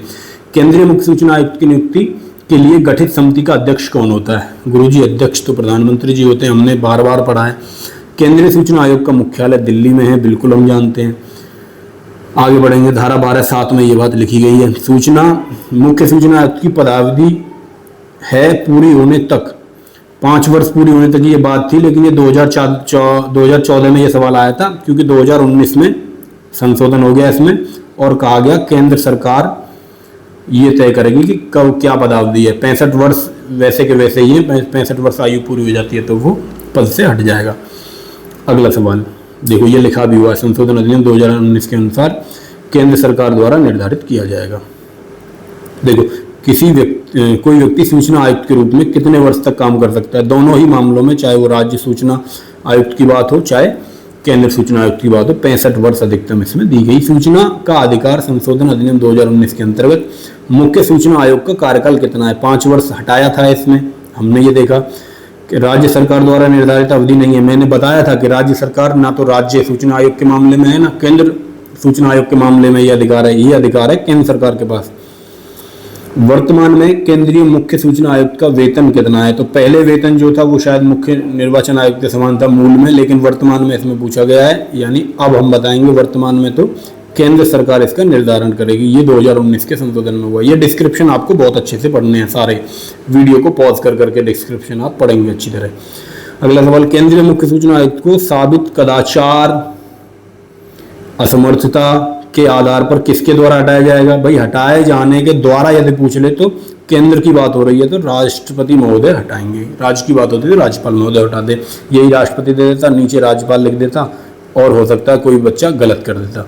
तो धारा 14 के अनुसार मैंने क्या बताया था? 12, 13, 14 केंद्र की और 15, 16, 17 राज्य की। 12 में केंद्र के मामले में 12 में गठन, 13 में कार्यकाल और 14 में हटाया जाना। राज्य के मामले में 15 में गठन, 16 में 15-16 में कार्यकाल और 17 में हटाया जाना। गठन में हमने देखा एक आयुक्त और अधिकतम 10, एक मुख्य आयुक्त और अधिकतम 10 अन्य आयुक्त होंगे। दोनों ही केसेस में, केंद्र के मामले में भी राज्य के मामले में भी, दोनों समिति की सिफारिश पे नियुक्ति करेंगे। केंद्र के मामले में राष्ट्रपति नियुक्ति करेंगे, राज्य के मामले में राज्यपाल नियुक्ति करेंगे। समिति बनेंगी, समिति के अध्यक्ष केंद्र के मामले में पीएम साहब, राज्य के मामले में सीएम साहब। विपक्ष के नेता होंगे दोनों समितियों में, और केंद्रीय मंत्रिमंडल का एक मंत्री केंद्र के मामले में पीएम साहब उसे मनोनीत करेंगे और नामित करेंगे, और स्टेट के मामले में सीएम साहब नामित करेंगे। तो मुझे लगता है अब आप इतना सीख गए होंगे, अब आपके लिए ये हलवा हो जाएगा। ये सब चीजें आप पढ़ लेंगे वीडियो पॉज करके। सूचना का अधिकार अधिनियम के किस धारा के अंतर्गत राज्य सूचना आयोग का गठन? इसे तो आंख बंद करके अब मैं कर दूंगा, मुझे तो याद हो गया यार। तुम्हें याद हुआ कि नहीं हुआ तुम कमेंट में बताओ यार। अब तो हलवा लगने लगे ये सवाल दो क्लास के बाद। सूचना का अधिकार अधिनियम की धारा 15 के अनुसार ये बातें हैं। एक मुख्य सूचना आयुक्त बता चुका, 50 बार बता चुका। राज्य सूचना आयुक्त की नियुक्ति राज्य की बात होगी भैया, राज्यपाल करेंगे यार। अब देखो तुम्हें कितने हलवा लग रहे हैं ये सवाल। तो ये होंगे समिति में, ये डिस्क्रिप्शन आप पढ़ेंगे वीडियो पॉज करके। 39वां, निम्नलिखित में से कौन सा कथन सत्य है? देखो असत्य लिख देता है, कभी कभी असत्य लिख देता है और हम जल्दबाजी में से सत्य पढ़ लेते हैं। प्रैक्टिस से यही तो होता है। मॉक की प्रैक्टिस भी आपको कमरे में बैठ के नहीं करनी बेटा। मॉक की प्रैक्टिस भी मेरे भाई को उस पे क्या कहते हैं, बरामदे में बैठ के, आंगन में बैठ के, जहाँ इधर से चाचा आ रहे, इधर से ताई जा रही, इधर से भैंस आ रही, इधर से कुत्ते भौंक रहे, तो जहाँ पूरा इधर से किसी ने पटाखा फोड़ दिया, इधर से कोई गाली दे रहा है, इधर से पड़ोस में झगड़ा हो गया, तो डिस्टर्बेंस में बैठ के मॉक लगाएंगे। क्योंकि गुरु जब आप बैठे होंगे ना मॉक लगाने, असली परीक्षा में बैठे होंगे, तो यहाँ से शुरू होता है पसीना, यहाँ से शुरू होता है, यहाँ से ऊपर से सर की चोटी से, और वो नीचे बहता है, खुजली करता हुआ जाता है, खुजली करता हुआ पीछे से ऐसे निकलता है। तो आदमी ये सोचता है इस पसीने को खुजा लूँ कि पहले क्वेश्चन को सोल्व कर लूँ, टाइम चल रहा है। तो इतनी स्पीड से काम करना होता है। तो सारी चीज़ों से आपको बचना है, खुजली भी नहीं करनी भैया। इतना भी समय आपके पास, 1 सेकंड का भी समय नहीं है कि आप बर्बाद करें। तो डिस्टर्बेंस का भी आपको मैनेजमेंट करना है, स्ट्रेस का मैनेजमेंट करना है, वो होगा मॉक से। कमरे में बैठ के मॉक मत देना, मेरी बात मानना, आप कमरे में बैठ के मत देना। मैं बताऊं कैसे करता था। मेरे मॉक देने का तरीका क्या था, सुबह जगह बैरक होती थी हमारी, सिपाहियों की बैरक होती है, आप जानते होंगे। बैरक में इधर पड़े हैं 15 बेड, इधर पड़े हैं 15 बेड। सुबह का टाइम है, 9 बजे मैं अपना लैपटॉप लेके, क्योंकि ऑनलाइन मेरा एग्जाम था, तो मैं भी लैपटॉप लेके उस पर मॉक लगाता था। मेरी समझ में आ गई थी ये बात कि ऑफलाइन एग्जाम होना है तो ऑफलाइन प्रैक्टिस करूंगा, ऑनलाइन तो ऑनलाइन। तो अब ऑफलाइन है तो आप OMR पर ही प्रैक्टिस करेंगे, गलती नहीं करेंगे ऑनलाइन करने की। ऑनलाइन देना है 15 दिन में, महीने में 1 दे लो, देखने के लिए क्या स्कोर चल रहा है बच्चों का, क्योंकि कंपैरिजन वहाँ हो जाता है, रैंक वगैरह पता चल जाती है। तो बेड पड़ा है, सुबह का टाइम, कोई नहाने जा रहा है, कोई कपड़े धो रहा है, कोई पोछा लगा रहा है, तो उसमें बैठ के मैं मॉक देता था। बड़ी अच्छी प्रैक्टिस होती थी, अच्छे नंबर भी आते थे। अगला सवाल 39वां, कौन सा कथन असत्य है, ये पूछा है। राज्य मुख्य सूचना आयुक्त पुनः नियुक्त किया जा सकता है। मैंने कहा था मुख्य सूचना आयुक्त नियुक्त नहीं होगा दोबारा। राज्य सूचना आयुक्त पुनः नियुक्त के लिए पात्र है, सूचना आयुक्त के रूप में नहीं है, मुख्य सूचना आयुक्त बन सकता है। तो ये तीसरा ऑप्शन देखेंगे, राज्य मुख्य सूचना आयुक्त मुख्य सूचना आयुक्त के रूप में नियुक्ति के लिए पात्र होता है। 2 गलत हैं, तो ऑप्शन सी इस सवाल का सही जवाब लगा के ये डिस्क्रिप्शन आप पढ़ेंगे वीडियो पॉज करके। मैं चला भैया आगे, क्योंकि वही बातें हैं इसमें बार बार रिपीट हो रही है। 65 वर्ष की आयु तक केंद्र सरकार द्वारा निर्धारित किया जाएगा। 40वां, सूचना का अधिकार अधिनियम के तहत, सूचना का अधिकार अधिनियम 2005, इस तरह आपको पढ़ना है ताकि ईयर आपको उसके साथ याद हो जाए। एक प्राधिकृत निकाय के रूप में की स्थापना की गई, खाली स्थान भरना है। इसका काम कम लोगों की शिकायतों के आधार पर कार्रवाई करना, जो किसी उन लोगों की सूचना के आधार पर कार्रवाई करना जो किसी लोक सूचना अधिकारी के पास सूचना अपनी सूचना प्रार्थना जमा नहीं कर पाए हैं। क्या कह रहा है यार, इसमें तो वही बनता है यार, केंद्रीय सूचना आयोग बना है, ये तो क्लियर सी बात है। सूचना आयोग सूचना का अधिकार अधिनियम के तहत एक प्राधिकृत निकाय के रूप में, देखिए निकाय के रूप में तो ऑप्शन जब आप पढ़ेंगे तो यही एक निकाय इन्होंने बनाया था, दिख गया। ये निकाय थोड़ी बनाया, इन्होंने नहीं बनाया। इसका काम उन लोगों की शिकायतों के आधार पर कार्रवाई करना है जो किसी लोक सूचना अधिकारी के पास अपनी सूचना, यानी कि सूचना का एक तरह से ये कहना चाह रहा है, जवाब वगैरह नहीं मिला, किसी व्यक्ति ने सूचना की तो केंद्रीय सूचना आयोग इसमें काम करता है, आप ही जानते हैं। और मुख्य सूचना आयुक्त के पास दूसरी अपील के लिए भेजा जाता है, आप जानते हैं ये बात भी। दूसरी अपील का समयावधि कितनी है आप कमेंट में बताएंगे भैया मुझे, मैं देखूंगा किसने कमेंट में क्या लिखा है, किसने 30 लिखा है, किसने 90 लिखा है, किसने 10 लिखा है, किसने 2 दिन लिखा है। 41वां क्वेश्चन, सूचना का अधिकार आरटीआई अधिनियम की धारा, केंद्रीय सूचना आयोग यानी कि सेंट्रल इंफॉर्मेशन कमीशन, इसका मतलब right to information, central information commission के साथ साथ राज्य सूचना आयोग को भी यह अधिकार देती है कि वह सरकारी प्राधिकरण, लोक सूचना अधिकारी पीआईओ, पब्लिक इंफॉर्मेशन ऑफिसर एवं प्रथम अपीलीय प्राधिकरण एफएए फर्स्ट अपील अथॉरिटी के विरुद्ध शिकायतों की जांच भी करेंगे। तो शिकायतों की जांच की बात मैंने आपको बताई थी, धारा 17 और तेरी शिकायत होगी अब तू मस्त रहे, धारा 17 तेरी शिकायत होगी तो मस्त रहे। भाई एक ट्रिक अपने दिमाग में बना लेना, 17 तो कई में हो गई, कई अधिनियम में धारा 17 इंपॉर्टेंट है, आप सब जानते हैं। अब ये आपको देखना कैसे भाई याद रख पाओगे कौन से अधिनियम में 17 किस तरह से आप उधर लिंक करोगे। सूचना का अधिकार आरटीआई अधिनियम की धारा 18, अरे क्या कर दिया मैंने, गलत लगा दिया गुरु। तो शिकायतों की जांच के बारे में जो बात हुई थी भैया, अब मुझे आप लोग माफ कर देना भैया, फ्लो में बह गया था। हाँ, शिकायतों की जांच हमने शुरुआत में भी इसकी बात करी थी भैया, ऑप्शन डी है इसका सही जवाब। देख लेना आप लोग, पढ़ लेना ऐसे। अब मैं थोड़ा सा जोन में आ जाता हूँ पढ़ाई वाले में, मैं कहीं और ही चला गया। 42वां सवाल, देखो ऐसे गलत होता है मेरे पास, जबकि मेरे सामने उत्तर भी लिखा था फिर भी मैंने गलत लगा दिया। यही होता है एग्जाम में आता हुआ क्वेश्चन गलत हो जाता है। मैं भरने चला था बी और पता चलता है भरने के बाद कि ए भर दिया। केंद्रीय सूचना आयोग राज्य सूचना आयोग को निम्न में से किस मामले में सिविल न्यायालय के समान शक्ति प्राप्त है? देखो, शपथ दिलाना, मौखिक लिखित साक्ष्य दिलाना, बिल्कुल सही बात है इसमें, क्योंकि ये जांच करेंगे। देखो, केंद्रीय सूचना आयोग है या राज्य सूचना आयोग है, जब शिकायत की जांच होगी तो जांच में किसी व्यक्ति से शपथ भी दिलवाएंगे, मौखिक या लिखित साक्ष्य भी लेंगे, उससे लिखित में भी लेंगे, कोई बात। तो साक्ष्यों को अभिग्रहण ग्रहण करना ठीक बात है। दस्तावेजों के प्रकटीकरण की भी बात होगी भाई, जांच यदि होगी तो कोई दस्तावेज भी मांगा जा सकता है, तो चारों ही सही है, ये आप समझ लेंगे। सिविल प्रक्रिया संहिता के 1908 के दिन सिविल न्यायालय के इनको शक्तियां प्राप्त हैं, ये इसकी डिटेल में वही ऑप्शन है सारे। सूचना का अधिकार आरटीआई अधिनियम के तहत किसी लोक सूचना अधिकारी से सूचना ना मिलने पर कितने दिनों के भीतर एक सूचना प्रार्थी प्रथम अपील प्राधिकरण के पास अपनी अपील दर्ज करा सकता है? इसकी बात हम कर चुके हैं, 30 दिन में पहली और 90 दिन में सेकंड अपील दूसरी। और हमने देखा था 30 दिन में ही जवाब भी देना है आरटीआई का, जीवन और स्वतंत्रता के मामले में 48 घंटे में देना है। ये बात आप बिल्कुल याद रख लेंगे, ऐसे पढ़ लेंगे भैया। 44वां क्वेश्चन, सूचना का अधिकार अधिनियम के प्रावधानों के मुताबिक प्रथम अपीलीय प्राधिकरण से संतोषजनक उत्तर न मिलने पर कितने दिनों के भीतर मुख्य सूचना आयुक्त के पास अपनी अपील दर्ज करा सकता है, यानी कि दूसरी अपील दर्ज करा सकता है 90 दिनों के अंदर। ये 45वां क्वेश्चन, यदि कोई सूचना का अधिकार आरटीआई आवेदक जन सूचना अधिकारी के निर्णय से संतुष्ट नहीं है तो वह आवेदक द्वारा जन सूचना अधिकारी को निर्णय की प्राप्ति की 30 दिनों के भीतर पहली अपील कर सकता है, सही बात है। 60 दिनों के भीतर केंद्रीय सूचना अधिकारी को शिकायत भी कर सकता है, बिल्कुल दोनों ही बातें सही है, शिकायत भी कर सकता है, अपील भी कर सकता है। तो ये दूसरा ऑप्शन, अभी तक हमने इसकी बात नहीं करी थी, आप याद रख लेंगे दोनों बातें, ठीक है। ऑप्शन बी इस सवाल का सही जवाब, और इसका हम डिस्क्रिप्शन पढ़ने की कोशिश करेंगे।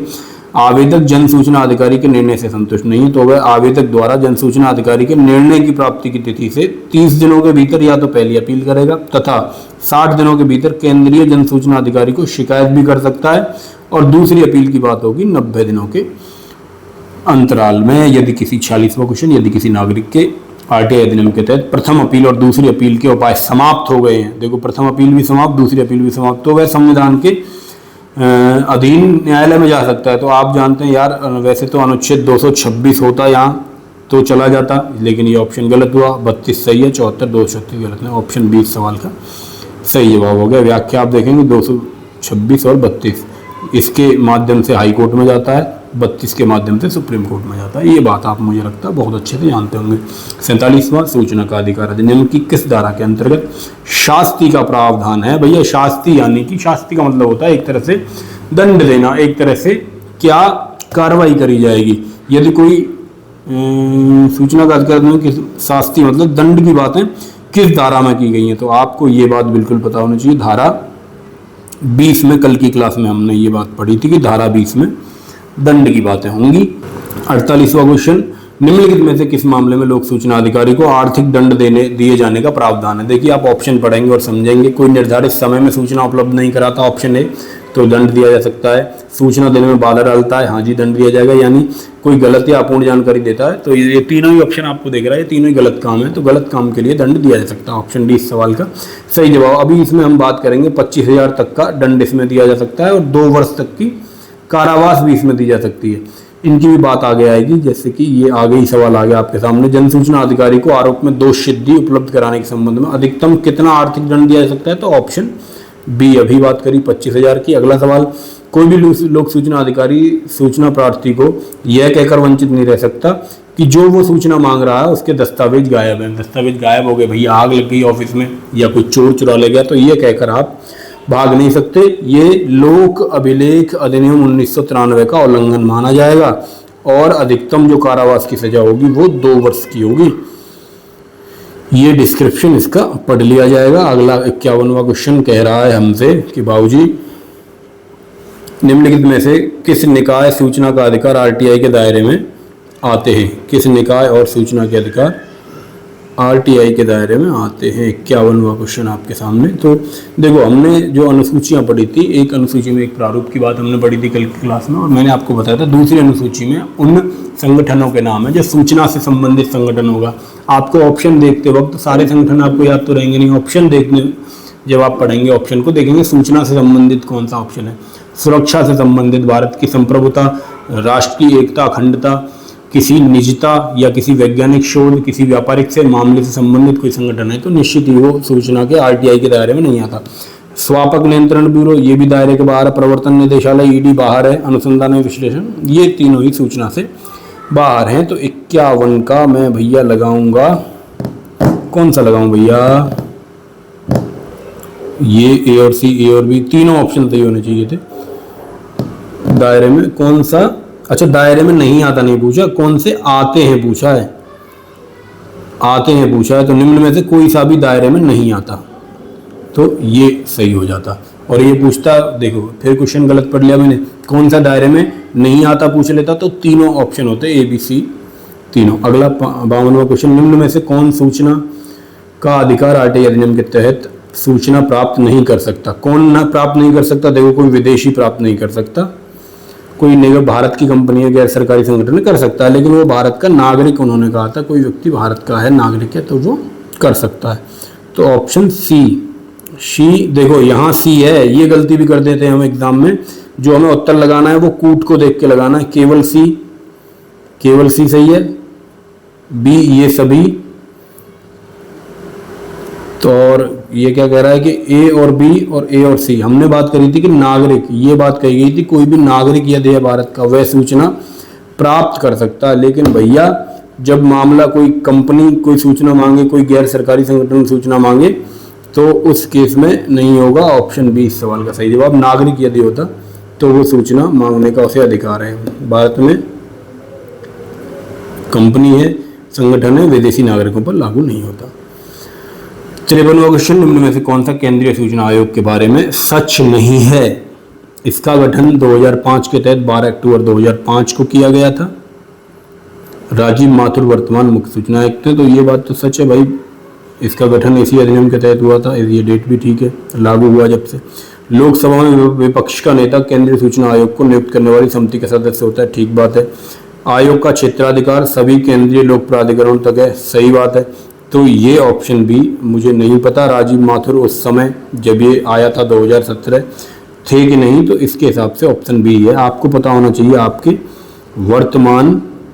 वर्तमान में मुख्य सूचना आयुक्त कौन है केंद्र के, और उत्तर प्रदेश राज्य के सूचना आयुक्त कौन है, ये दोनों ही आपको बताना चाहिए। गूगल पे सर्च करके कमेंट में मुझे बताएंगे, ये आपका काम है।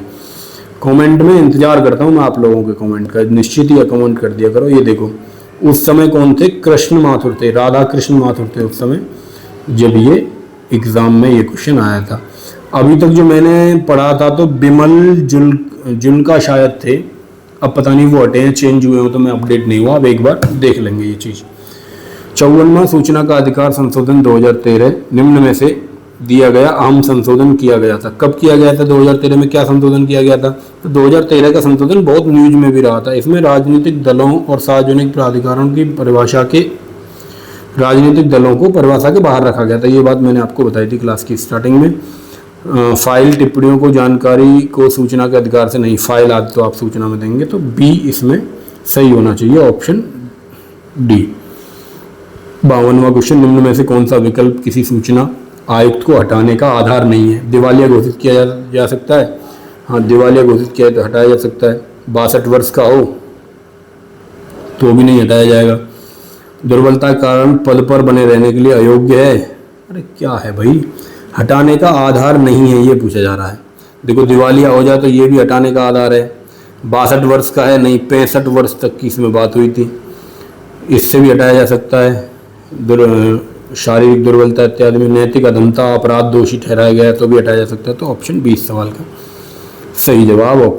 56वां क्वेश्चन कि उच्च न्यायालय के राज्य के उच्च न्यायालय के मामले में सूचना का अधिकार के तहत सक्षम प्राधिकारी कौन है? मैंने बताया था उच्च न्यायालय के मामले में वहाँ के जो सबसे बड़े अधिकारी हैं तो CJI साहब, चीफ जस्टिस ऑफ इंडिया केंद्र सरकार के मामले में, और स्टेट के CJS हम कहते हैं, चीफ जस्टिस ऑफ स्टेट, यानी कि मुख्य न्यायाधीश उस राज्य के जो भी होंगे उन्हें ये सक्षम प्राधिकारी उन्हें माना जाएगा। आगे बढ़ेंगे भैया, चल रहे हैं क्या आप?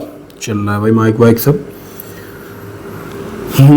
तो ये सवाल आप इसका डिस्क्रिप्शन पढ़ेंगे, वीडियो को पॉज करेंगे बढ़िया और इसका डिस्क्रिप्शन पढ़ लेंगे। क्या बात कही गई है? उच्च न्यायालय के मुख्य न्यायाधीश राज्य के उच्च न्यायालय के मामले में सूचना का अधिकार नियम 2005 के उद्देश्य के सक्षम प्राधिकारी हैं। ठीक है, सूचना का अधिकार सरकार के कामकाज के संबंधित सामान्य जानकारियों को खुलासा करने की अवधारणा को बढ़ाएगा। 2005 में बनाया गया था, ऐतिहासिक कानून है। संविधान के अनुच्छेद 19(1) के अंतर्गत वाक और अभिव्यक्ति की स्वतंत्रता के प्रावधान में सूचना का अधिकार निहित है। तो आपसे पूछ लिया जाए कि मौलिक अधिकार, तो मैंने कई बार बताया आपको जो सूचना का अधिकार है वो मौलिक अधिकार है, लेकिन यही संविधान से पूछ रहे सवाल कि किस अनुच्छेद के तहत, तो 19(1)(a) के तहत। मोस्ट इंपॉर्टेंट बात है, यहाँ से सवाल बन सकता है आपके एग्जाम में। संविधान को मतलब आधार बना के सवाल पूछ सकता है। 57वां क्वेश्चन, जो याचिका का विषय था उस सूचना को नष्ट करने वाले केंद्रीय लोक सूचना अधिकारी पर केंद्रीय सूचना आयोग द्वारा अधिकतम मौद्रिक दंड लगाया जा सकता, तो अधिकतम 25,000 की बात हमने करी थी, ऑप्शन सी इस सवाल का सही जवाब। 58वां के तहत सूचना का अधिकार अधिनियम यह प्रावधान कराता है कोई भी जानकारी किसी तीसरे पक्ष की स्थिति को नुकसान पहुंचाती तो उसे प्रकट नहीं किया जाएगा। तो सूचना कहाँ कहाँ प्रकट नहीं करनी है, ये धारा 8 में हमने बताया था केवल, लेकिन धारा 8 के अंदर जाके सवाल पूछा गया। देखिए 2021 में ये क्वेश्चन आया, थोड़ा सा टफ इस सवाल को कहा जा सकता है। तो इसका जो जवाब है वो धारा 1D में है कि किसी तीसरे व्यक्ति को यदि नुकसान पहुंचाती, तो एक धारा 8 की 1D में। थोड़ा सा टफ क्वेश्चन ये था, इसी तरह का सवाल कई शिफ्ट में आया। आगे भी देखेंगे कौन सा सवाल और ऐसा टफ आया था। लोकसभा के मामले में सूचना का अधिकार अधिनियम 2005 का सक्षम अधिकारी कौन है? भाई लोकसभा की बात हो रही है तो लोकसभा के अध्यक्ष, राज्यसभा में वहाँ के सभापति, ये बात हमने कर ली थी बहुत अच्छी तरह। ऑप्शन देखिए 60वां क्वेश्चन भी टफ क्वेश्चन के दायरे में मेरे हिसाब से आता है, जहाँ नंबर पूछ ले, कोई फैक्ट पूछ ले और वो भी डीप जाके सेक्शन के सब सेक्शन में जाके पूछा है। इससे ही पता चलता है कि RTI अधिनियम आपको डिटेल में पढ़ना है, क्योंकि राइट टू इन्फॉर्मेशन एक बहुत ऐसा अधिनियम है जिसकी जानकारी सामान्य नागरिक को होनी चाहिए, और आप तो तैयारी कर रहे हैं तो आपको थोड़ी ज़्यादा जानकारी इसके बारे में होनी चाहिए। तो के तहत सूचना का अधिकार अधिनियम प्रावधान करता है कि यदि व्यापक जनहित में किसी प्रकार के प्रकटीकरण की आवश्यकता होती है, किसी प्रकार व्यापार रहस्य को प्रकट किया जा सकता है। भाई 1 मिनट और लगभग 6 मिनट, 1 घंटा 6 मिनट लगभग वीडियो हो चुकी है भाई, तो जल्दी हम इसे ख़त्म करते हैं। 60 क्वेश्चन हमने कर लिए, तो इसका भी जवाब आप देखेंगे भाई, इसे आप पढ़ लेंगे, इसका डिस्क्रिप्शन पूरी तरह पढ़ लेंगे। धारा 8 आपको पूरी डिटेल में पढ़नी है, धारा 8 को डिटेल में पढ़ लेंगे, जो मैंने आपको कल PDF दिखाई भी थी और PDF आपको मिल भी जाएगी, उसमें डिटेल में जाके पढ़ेंगे धारा 8 को अच्छी तरह।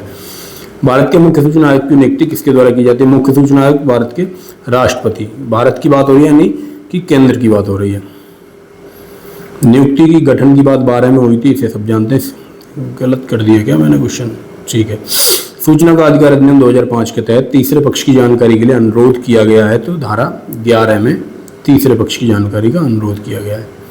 7 में सूचना के बारे में बताया गया था कितने दिन में देनी होगी।